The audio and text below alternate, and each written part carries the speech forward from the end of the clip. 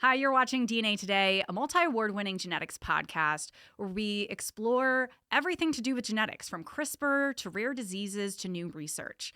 We have won the Science and Medicine Podcast Award for many years now. We have hundreds of episodes, and we really hope you enjoy these conversations where we dive into so many genetic concepts. I'm Kira Deneen, a certified genetic counselor, and your host.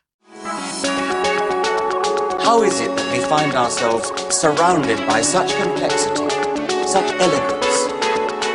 The genes of you and me, the genes of you and me, they're all made of DNA. We're all made of the same chemical DNA. We're all made of DNA. Dr. Joanne Donovan has served as the Chief Medical Officer at Edgewise Therapeutics since 2021. She is a double doctor, having earned both her MD and PhD. So obviously she has an impressive resume, holding an appointment at Harvard Medical School for over 30 years, and has held leadership roles at multiple pharmaceutical and biotech companies. She's been deeply involved in clinical research in the muscular dystrophy field for over a decade. So naturally, in this episode, we're learning about muscular dystrophies and focusing specifically on Becker muscular dystrophy. We also recommend, if you're interested in muscular dystrophies, to check out the show notes. We have other episodes of DNA Today about muscular dystrophies, including episode 156 and 202. But Dr. Donovan, thank you so much for joining me in this episode. I am really excited to dive into your expertise and learn along with the audience. Great. Well, I'm delighted to be here and share some of the exciting things that we've been doing here at Edgewise. Yeah, there's so much to learn. And before we get into all of that, wanted to mention to the listeners to please note that sevasemten is an investigational agent that is not approved for use by any regulatory authority in any territory. All information shared in this podcast episode is intended for healthcare providers only, which is the majority of our audience. The episode is for informational purposes only and should not be considered for any professional medical advice. Always consult your doctor or qualified medical professional for any questions you have regarding a medical condition, procedure, treatment, or trial. And that goes for pretty much all episodes of DNA Today. So Dr. Donovan, let me learn a little bit more about your role and about Edgewise as a company, because I'm somewhat familiar, but I want to, learn a little bit more and fill the listeners in as well. Great. Thanks. So we have been around since 2017 at Edgewise, and we are a muscle-focused company. We are very much focused on muscle biology. That is our area of expertise, and in particular on how we can protect muscle from the damage that occurs in Becker and Duchenne muscular dystrophy. We also have a cardiac program that is similarly focused on muscle tissue. We are currently working on sevasemten, which is a fast myosin inhibitor in our clinical program, and we are looking at that in both studies in Becker and Duchenne. One of the things I'm particularly proud of the way we are at Edgewise is we are deeply committed to patients.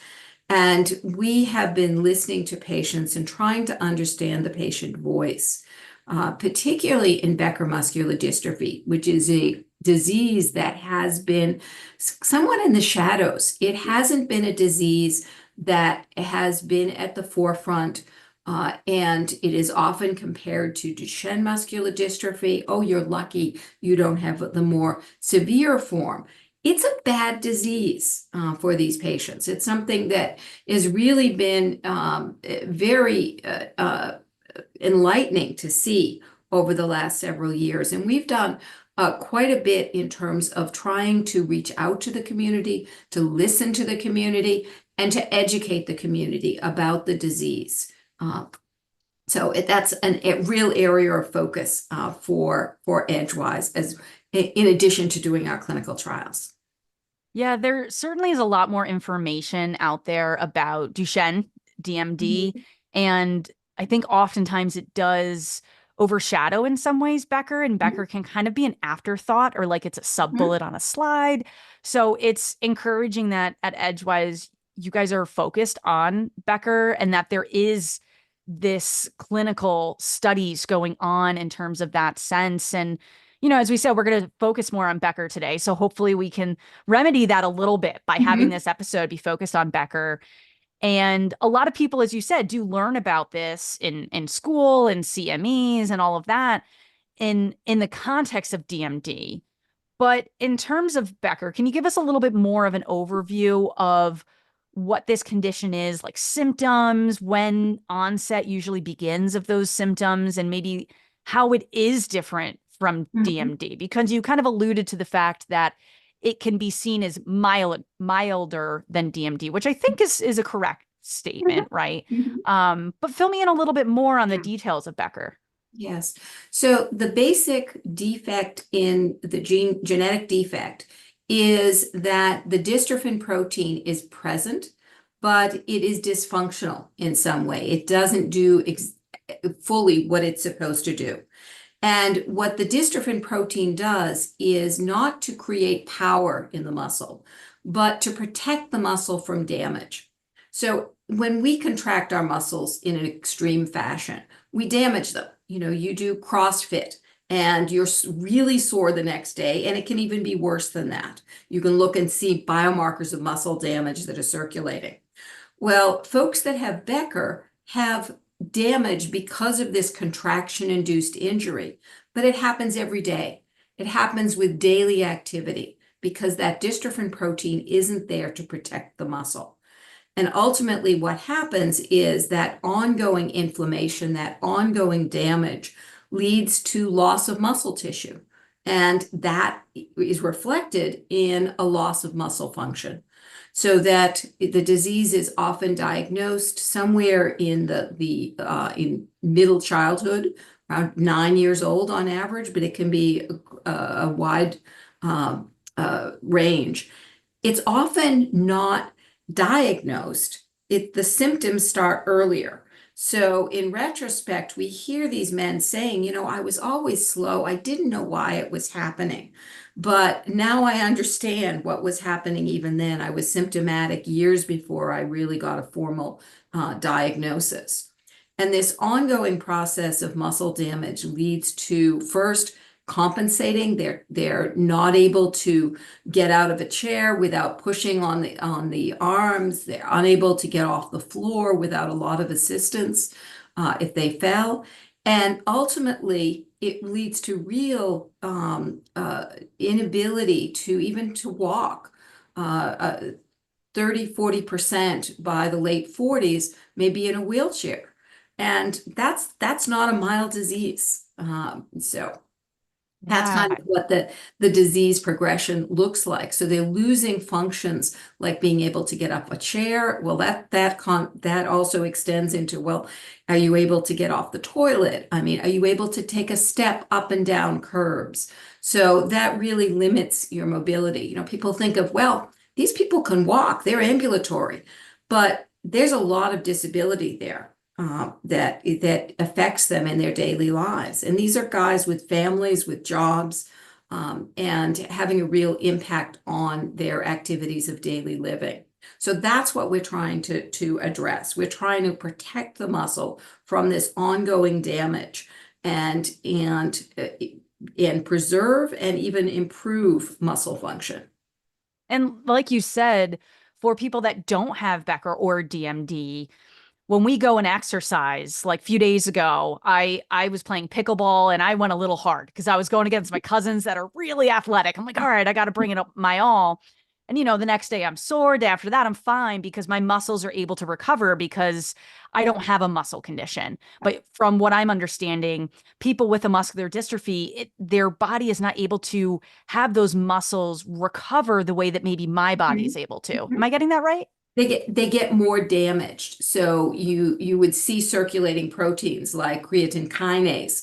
And so if you think about it with CrossFit or something like that, well, if you were playing pickleball actually against somebody who wasn't quite as good as they were, you were taking 10% off of that and just not going to the extreme. Well, your muscles wouldn't hurt the next day. And so that's actually what sevasemten does. It limits the contraction by a very small amount, but enough to protect the muscle. So it's a little bit counterintuitive that if you inhibit myosin contraction just a little, what you do is you prevent that extreme damage to the muscle.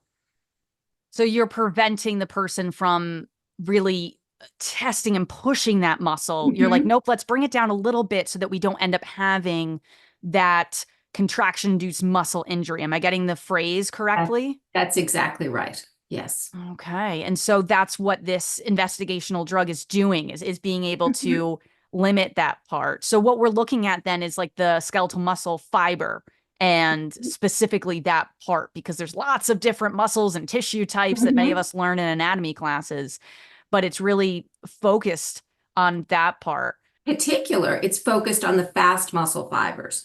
It turns out that about half of our muscle fibers are the kind that get damaged more easily.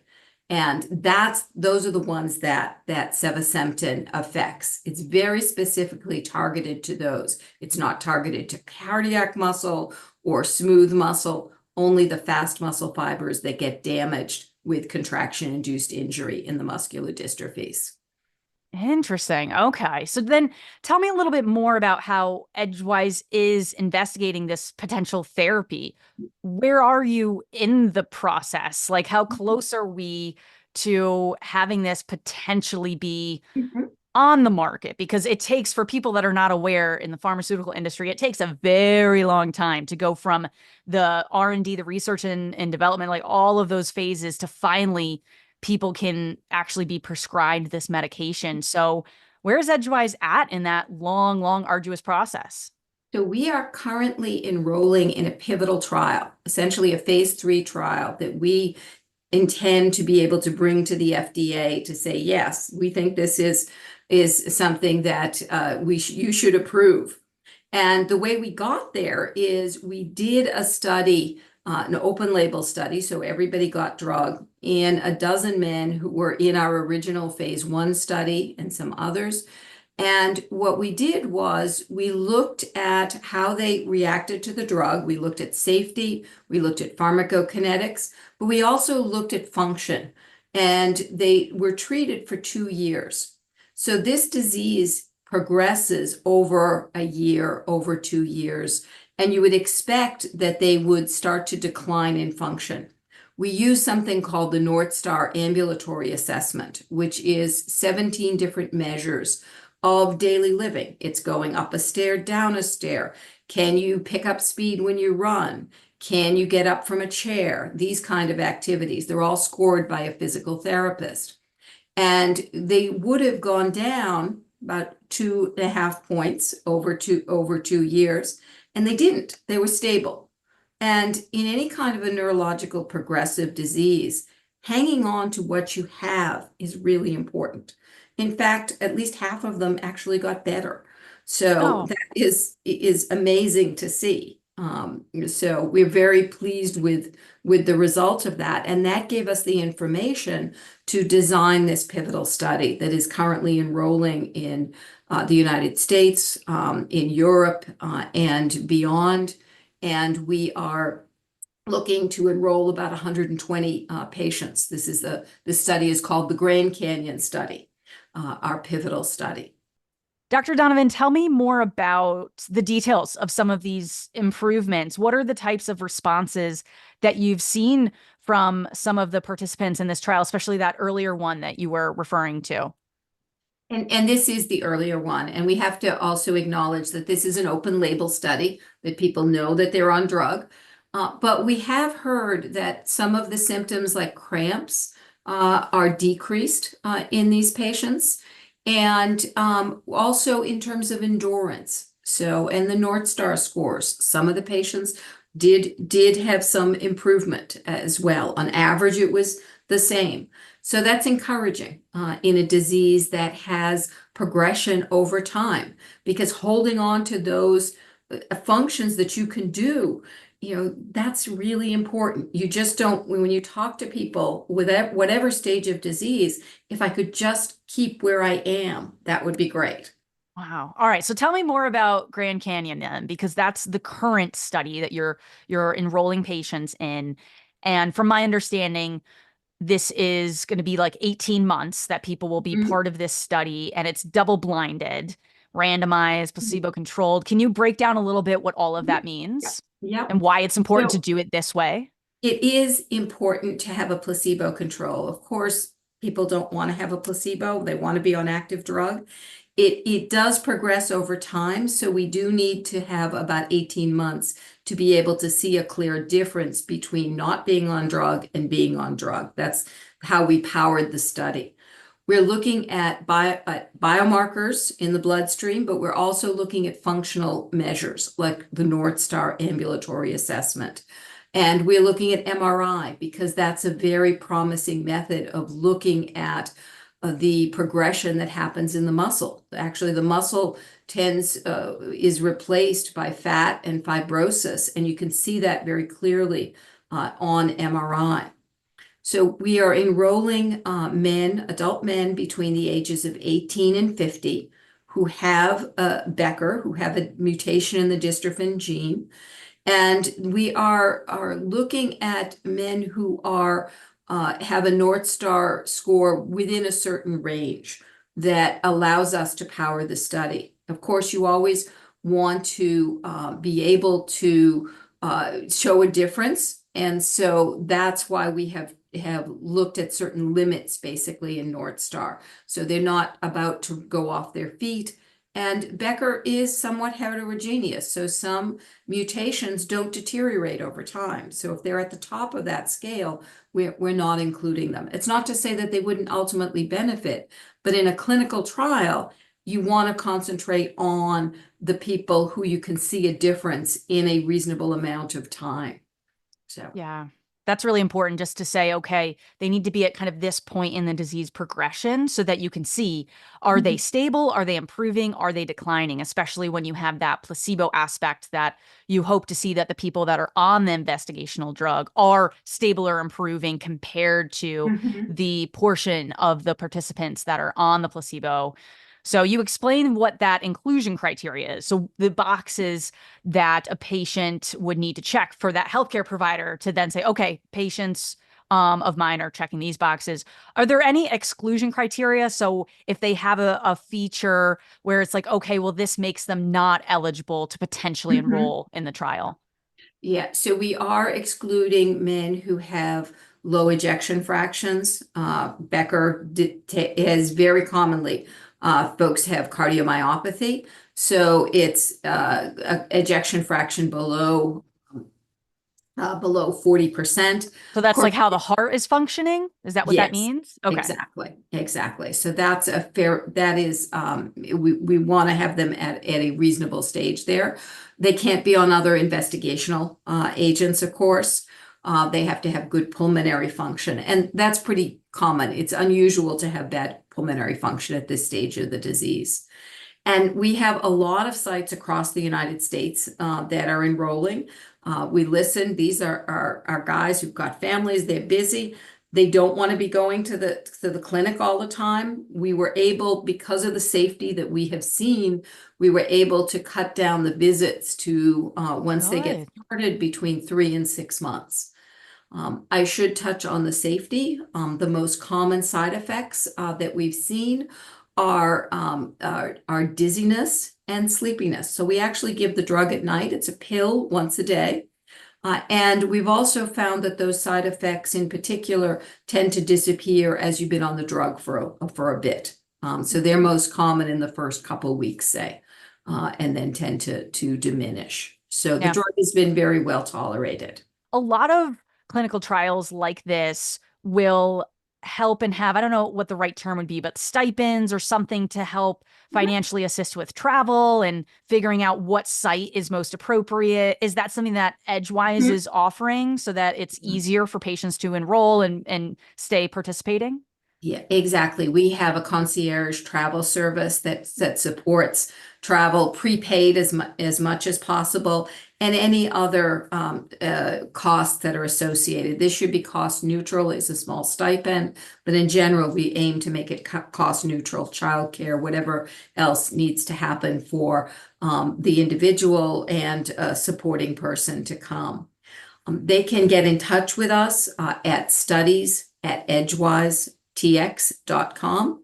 And there's also the patients can do that. No, this isn't oriented towards patients. There's also a website, beckergcstudy.com for healthcare providers, and that's Becker Grand Canyon study.com. That's why it's got those initials. And so that's what we're trying to reach out to the community. In fact, we had last month, we had a community education and engagement day at 6 sites across the country. We had several hundred people that are affected by Becker, their families come, and in the not too distant future, there will be videos posted on educating on what's the role of exercise, what's good or what's bad, cardiac disease, what do you need to know about that, physical therapy, and just living with Becker, what are clinical trial opportunities out there. So that will be posted and it will be linked to on our website. That will be out in the near future. That was not just us, it was a number of academic institutions as well, and advocacy organizations that helped support that and pull that together. That's wonderful. Yeah, once those are released, we will update the episode show notes and our website, dnatoday.com, so people can have direct access to that. So if you're listening to this a little bit later, check to see if it's already there. Mhm. And I wanted to repeat the URL that you shared, Becker GC, Grand Canyon, study.com, and then /HCP, healthcare providers. That will get you right where you need to. And we're going to put that link in the show notes as well. And so for those healthcare providers listening that are like, okay, I have some patients in mind that meet the inclusion criteria. There's nothing in the exclusion criteria that would rule them out in terms of having that patient being enrolled. So they have some patients in mind at this point. Obviously, a good way to start is going to that website. And we'll include the email address you shared as well. Is there any other advice you have in terms of what healthcare providers should know, especially just thinking about those next steps of helping introduce their patients to this and connecting them with you guys? And certainly with that email, studies@edgewisetx.com, we're happy to chat. That's kind of the central lead into us. But if somebody wants to hear more, get more information, the publications, the recent posters and presentations are also posted on our website for people's information. Yeah, amazing. Well, anything that you wanted to leave our listeners with, especially, it's mostly, if not all, healthcare providers listening at this point. Anything else that I didn't ask you about that you're like, oh, this is a good thing to mention? I mean, we have such fabulous information about Becker in this episode, and I really appreciate, especially with how much experience you have, particularly in this area. It's just really great that you were the guest on this episode to explain this all to me. Yeah, I think that there is an increasing amount of information on Becker, which is really exciting to see. The community, the academic community, the docs that are generating more information on this disease. And it's really important to the community. So proud to be a part of it. It takes a village, not just our company, but a village out there to help improve the lives of these patients. And it's just so exciting to see that in the rare disease space in general, we just have so much promise, I think, with so many investigational drugs and different ones, that there really is, I think, more energy and hope in that sense of how well things have been going the last few years in general. And I think just Edgewise being a part of that progress is just really exciting. It's an exciting time to be working in genetics and helping patients that have some of these disorders. So Dr. Donovan, thank you so much for coming on. And listeners, again, that URL is beckergcstudy.com /HCP for healthcare providers, obviously. And healthcare providers, if you have a patient that you're telling about this study and they want to learn more, you can personally direct them to beckergcstudy.com. So that's just the URL without the /. And all of those links, along with the email address, studies@edgewisetx.com, Everything is available in the show notes for this episode if you're listening to it in a podcast app. So you can just swipe and see that, or you can go directly to dnatoday.com and click on this episode for all of the information. Thank you so much, Dr. Donovan. This was just really interesting and enlightening, and I appreciate you taking the time to educate myself and the listeners. Well, thank you so much. This was great questions, and happy to share more with the community if in healthcare providers if they are interested. So, thanks. Thanks for watching DNA Today. To access all of our episodes, head over to dnatoday.com. We also have a lot of bonus content on there that you can enjoy. If you have any questions, comments, suggestions, guest pitches, you name it, send them in to info@dnatoday.com. We'd also really appreciate if you could take a moment to rate and review the podcast on Apple, Spotify, wherever you listen to the show. It really helps more nerds like yourself find the show. Also, if you like giveaways and other ways to connect with us, I recommend following us on social. We're at DNA Today Podcast. We also have a Patreon if you want to be the most level involved in the show. That's also at DNA Today Podcast. Thank you so much for listening and watching. Join us next time to learn and discover new advances in the world of genetics. The genes of you and me, the genes of you and me are all made of DNA. We're all made of the same chemical DNA.